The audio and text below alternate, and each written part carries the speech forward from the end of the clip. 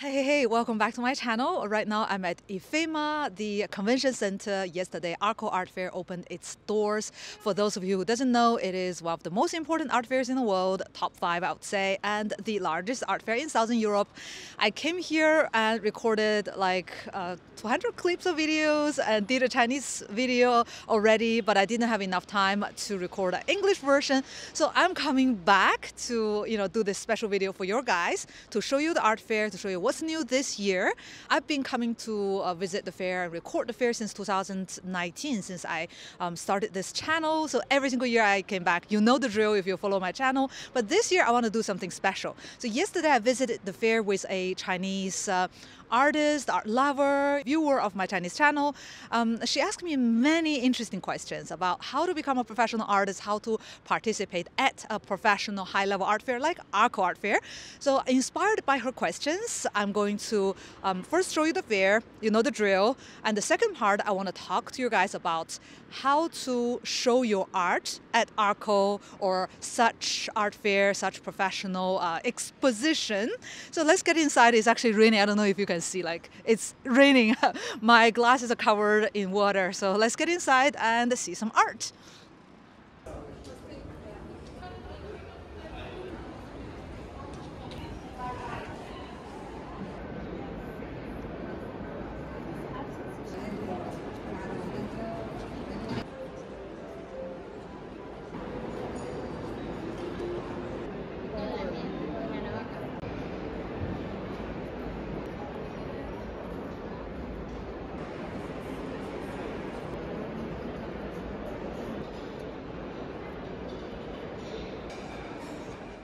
So let me show you some art, some galleries, at the same time talk to you guys about this year's ARCO Art Fair. So this is the 42nd edition ARCO. So 42 is a good number, the meaning of life and everything. And this is the first year when ARCO is back at its pre-pandemic level. That is to say there are over, I would believe, 185, that is the official number, but I also see reports of people saying that over 200 art galleries from over 30 countries around the world that are participating at the art fair, and they're expecting around 93,000 visitors. I would say there will be more than 93 because yesterday it was the first day, professional day, invitation only, and I couldn't barely enter the venue. It was just back of people's heads. I literally struggled to take a picture of an artwork, just any artwork at all. It was just people, people, people. So you can imagine how successful it is. And also I see there's something new. I would say people have more confidence in this year's fair than before.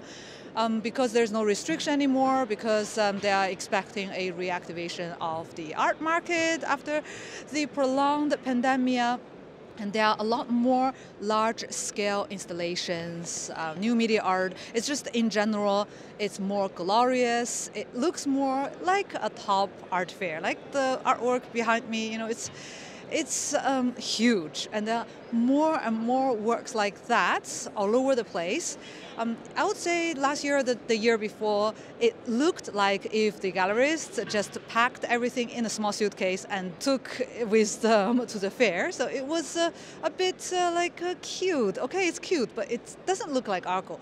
Now that galleries have more confidence to bring and show and sell those large-scale works, so now it looks just in general much brighter, bigger. What else can I say? You can see it for yourself. And there are two pavilions as usual, 7 and 9. And the 7, which I'm right now located, is this more classic older galleries, and the 9 that is for younger galleries with more younger artists as well. And then there are two curatorial programs, the red one and the blue one, as well as there's a little bubble that is like a wooden cage or like a weird house, and they call it the Mediterranean, the sea that is round. I don't know. Okay, the sea that is round, fine. It's just very weird name. And yesterday there was a performance there. There were so many people. I couldn't see anything. I just heard some screams of the performer, and it was odd. But Anyway, it was fun, I guess, something different. Also, this year there is this ArtsLibris. Yesterday I came across this Oviedo art school that I visited last year, like just a few months ago. I was in Oviedo visiting the director of the art school, Laura, and I came across her in the venue and I was like, hey, you're here this year. And she's like, yeah, come and see my booth. And I visited to see this little cute books that are made by students. And that was fun. What else that is new? Oh yeah, this year there is for the first time an important American gallery, David Zwirner, which is right in front of me. The booth is just here, 7B03. To my surprise, it's not like the corner, the best one, but yeah, it's a good location. Just here, you can see there is a TV appearance, I believe, they're busy. Of course, it's the first time participating at ARCO. I mean, it's just like, yeah, it makes sense to give some publicity. So this is a good year. I'm happy for them. A lot of people, fresh blood, and I hope they have a blast. It's just the second day. It's too early to say anything, so there's still, everything is just unraveling in front of me, and it's fun to see. So now I will just go and find a place to set up my camera and continue talking to you and continue showing you some art.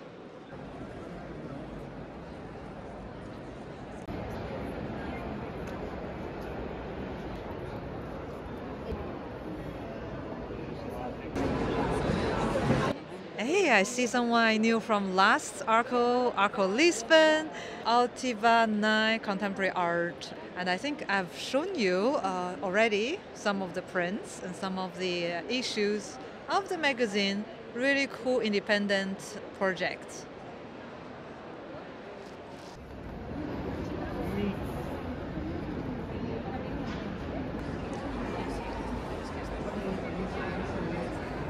I came here to see my friends at the Oviedo Art School 42 Lines edition. I came across this guy. I remember this guy. Last year he was walking around with a bag and a spare shirt, asking people to exchange shirts with him at the moment. I wanted to change, but I had to take off mine in public. That would not be very appropriate, so I didn't. This year, he didn't come back with the same project, but he said later on he's going to do a performance. They're going to hack the art fair once again. I'm curious, so I'm following them to see what they're up to.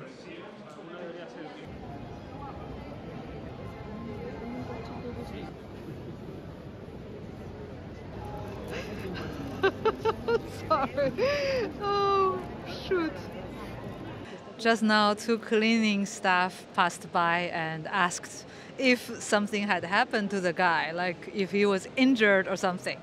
I mean, people were so nice and attentive, but this is so funny.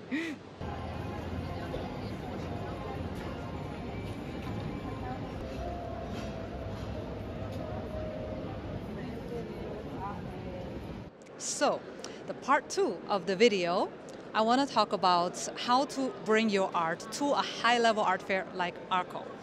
I want to talk about this because I was asked, so I'm an artist, why my art can't be shown at ARCO? Well, no one said it can't, like it's difficult. But first of all, you need to know one thing. A professional art fair, a trade show like this, will not accept individual artist application. That means you need to be a commercial gallery to apply to be accepted to bring artists to an art fair like this. Therefore, if you want to bring your own artwork, like self-representing, you need to open your own art gallery. Usually, a gallery needs to be open for at least 2 years to apply to any professional trade show / art fair. So you need to wait for 2 years. Let's say tomorrow you open a gallery. 2 years later, you can apply.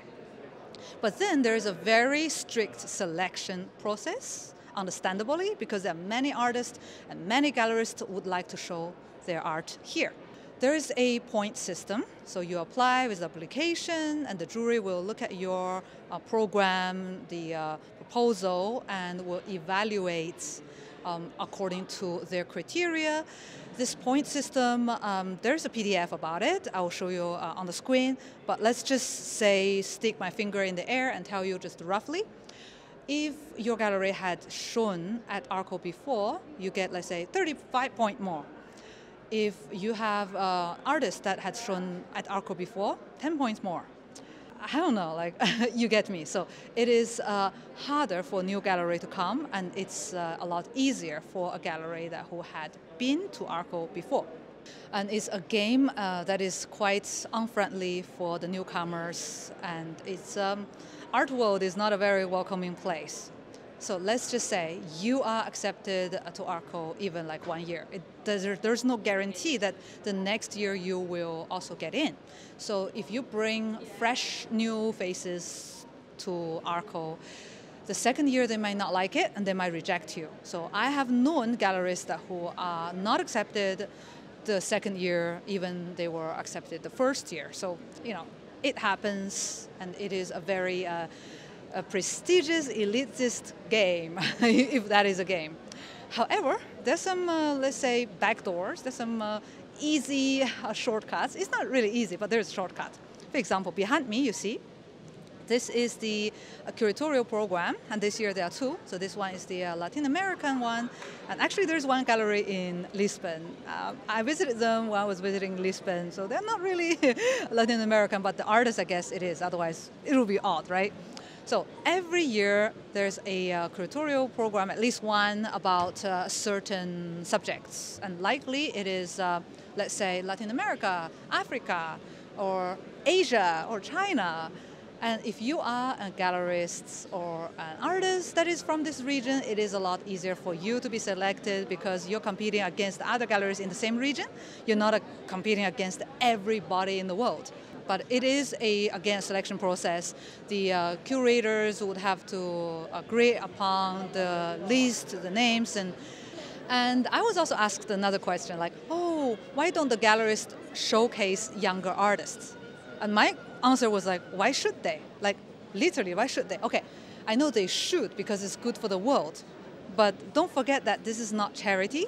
It is a high-level trade show. They paid good money for it. Every square meter, you see, every square meter costs at least 400 euro. And this is just ARCO. I'm sure some other art fairs maybe it's even more expensive, plus taxes, plus electricity, plus insurance, plus montage and dismantle, plus hiring an assistant, translator, transporting, you know, all this logistics and all this energy and time, and also the opportunity cost, because if you are in this show, you're not in the other show. Like, likely you don't have this money to spend on every show. So if you spend 50,000, in some countries, in some cities, 50,000 euro, you can buy like a little condo apartment. So you spend money equivalent of someone's home. Why would you want to spend it on an artist that you're not even sure to sell? So that's why, you know, they don't owe you anything. Right? They're not your parents. You didn't save their lives. So why should they? That's really the question.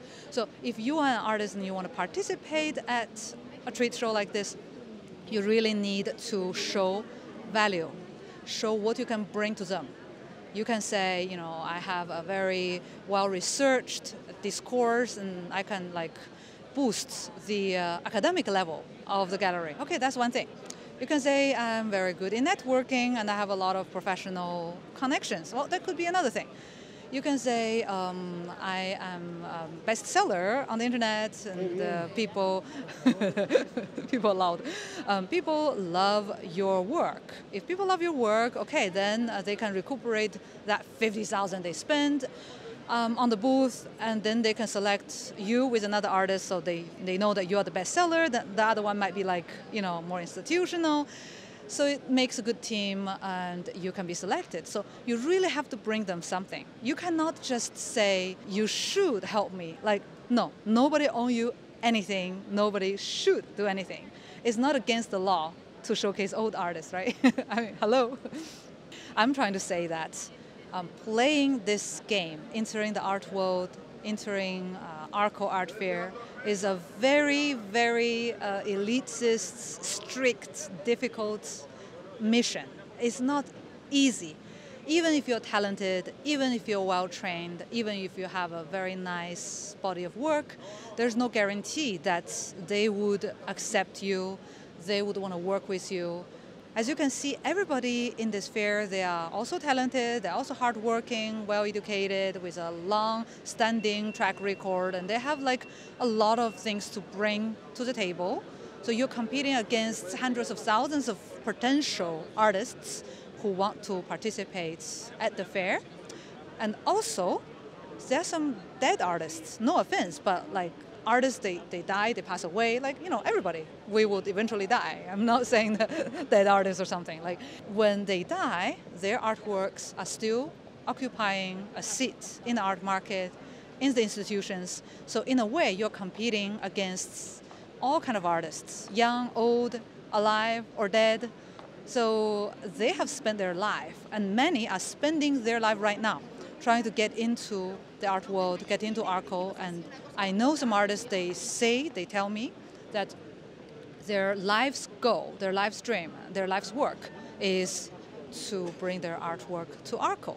Would you want to spend as much energy, as much money and time to bring your work here? So my recommendation would be, don't do this game. Like, just, I'm not saying like it's bad or something. It's just, it's not for everyone. It's not maybe for you, and if you are very good at self-promotion, sell it online, right? If you're very good with people, sell with businesses and institutions, and just, there are many other ways, there are many other markets, right? There's a big market in China as well. Like, there are many options in life. Coming to ARCO is just one very wonderful but difficult path. Not choosing to compete, to do this rat race, is also an equally good option. I don't hope to discourage you from trying. I'm just trying to, say fairly, it might be a waste of your time and energy and money and a lot of frustration, a lot of disappointment trying to do this. If this is what you want to do in your life, go ahead, do it. It's totally worth it. But if you just want to do it for fun, like imagine you are going to the Olympics and you've never been trained, and you're competing against athletes who had been training all their life for this game. Do you think, just to take a walk in the park, you would be able to beat them? I don't think so. So unless you're very sure, unless you're very in love with this art world, ARCO, what it represents, just try to find another game. If you want, maybe I can help you find another game. Just leave me a comment like, hey, I'm like this, I would like that, I'm doing this kind of art, where should I go, right?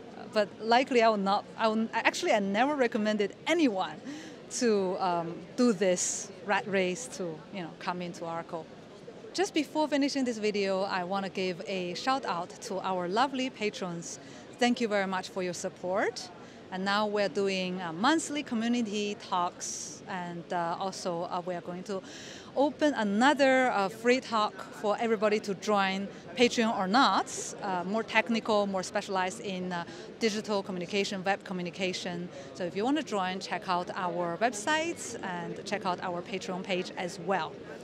That's all for today. Thank you very much for your patience listening to me, and I'll call it a day. Thank you, and see you in the next video.